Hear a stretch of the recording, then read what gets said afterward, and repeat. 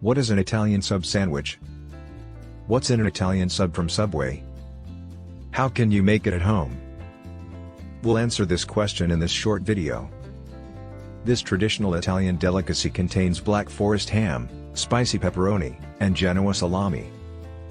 Get it cooked to your specifications with the vegetables of your choice on warm bread. Some products might not be offered in all markets.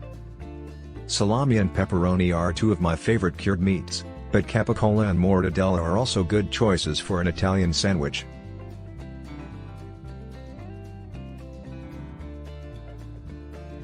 I prefer to add roasted turkey to mine, even if that's not really customary. The most traditional version of the dish is porchetta di aurica, though there are variations of it all around Italy.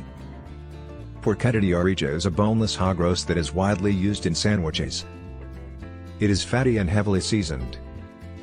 Because of the excellent culinary memories of our travels, we look for such delicacies when we get home.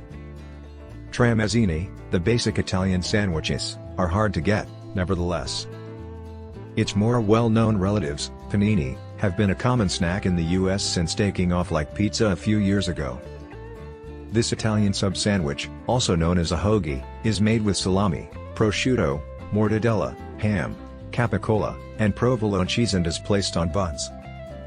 Provolone cheese and beautiful cured Italian meats are heaped high on this sandwich, which is sometimes referred to as a hero, sub, grinder, or sandwich. Salami and pepperoni are two of my favorite cured meats, but capicola and mortadella are also good choices for an Italian sandwich. I prefer to add roasted turkey to mine, even if that's not really customary. The most popular and my favorite cheese is provolone, though Swiss is also delicious.